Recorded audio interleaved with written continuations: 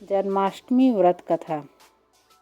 शास्त्रों के मुताबिक द्वापर युग में भोजवंशी राजा उग्रसेन का मथुरा में शासन था।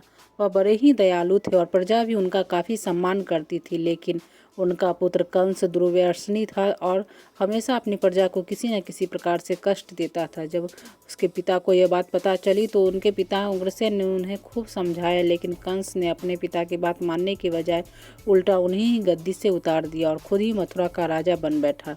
कंस की एक बहन थी जिसे वह अपनी जान से ज़्यादा प्यार करता था।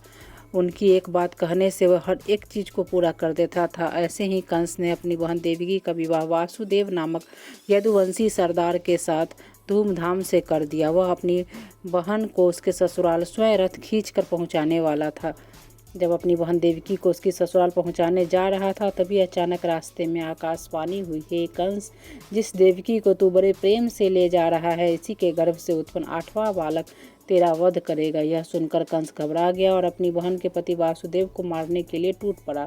तब देवकी ने कंस से विनयपूर्वक कहा, मेरे गर्भ से जो संतान होगी उसे मैं तुम्हारे सामने ला दूंगी, इन्हें मारने से क्या लाभ है। कंस ने देवकी की बात मान ली, लेकिन वासुदेव और देवकी को उसने कारागार में डाल दिया। वासुदेव देवकी की एक एक करके 7 संतानें हुई और 7 को जन्म लेते ही कंस ने मार डाला।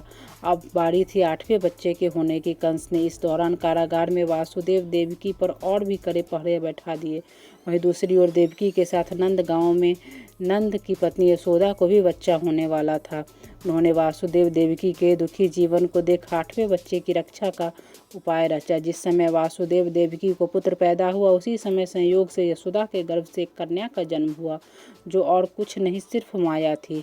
जिस कोठरी में देवकी वासुदेव कैद थे, उसमें अचानक चतुर्भुज भगवान प्रकट हुए। दोनों भगवान के चरणों में गिर पड़े। भगवान ने देवकी वासुदेव से कहा, अब मैं पुनः नवजात शिशु का रूप धारण कर लेता हूँ। तुम मुझे इसी समय अपने मित्र नंद जी के घर वृंदावन में ले जाओ और उनके यहाँ जिस कन्या का जन्म हुआ उसे लाकर कंस को दे दो। भगवान ने कहा, इस समय वातावरण अनुकूल नहीं है, लेकिन फिर भी तुम चिंता न करो। जागते हुए पहरेदार सो जाएंगे, कारागृह के दरवाजे अपने आप खुल जाएंगे और उफनती अथाह यमुना तुमको पार जाने का मार्ग खुद दे देगी।